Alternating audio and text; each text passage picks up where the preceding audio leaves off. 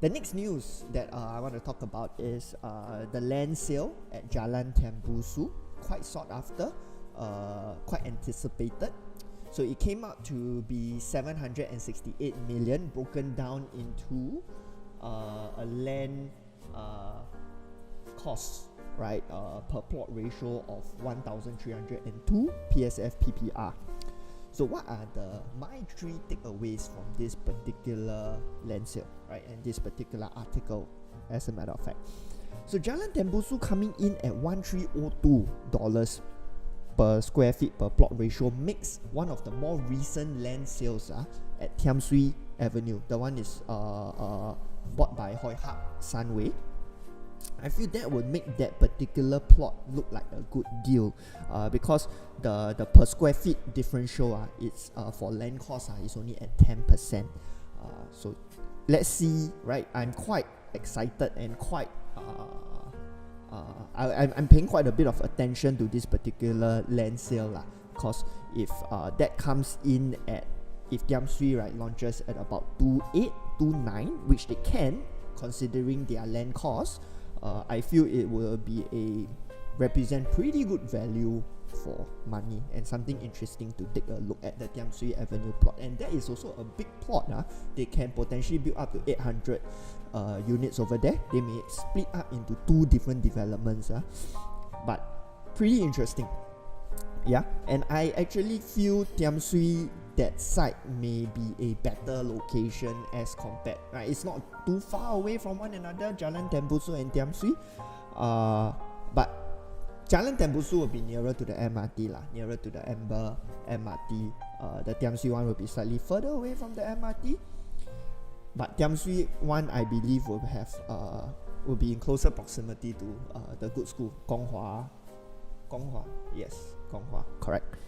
Yeah, so something to take a look at based on this particular land sale. Second point is the low number of bidders for Jalan Tembusu, right, coming in at 8 bidders.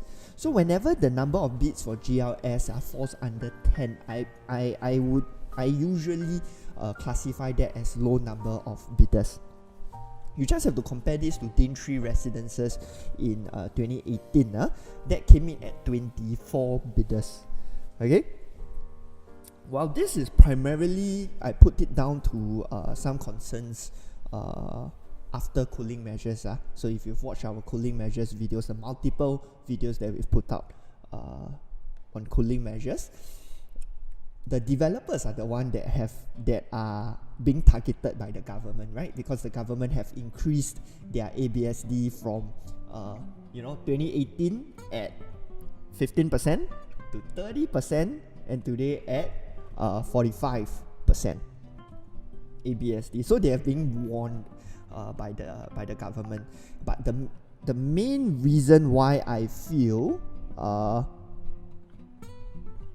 sound, hold on, I need to off the sound. Okay, the main reason why I feel there's so little developers bidding is because there's still a lot of uncertainty from the developers on construction costs.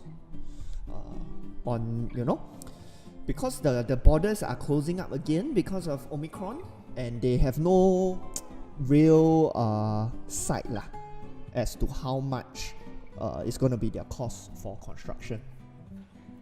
And I think that is the main reason why. So how is this going to play out in the long term? So we've been saying that there's going to be a potential undersupply in 2025, 2026.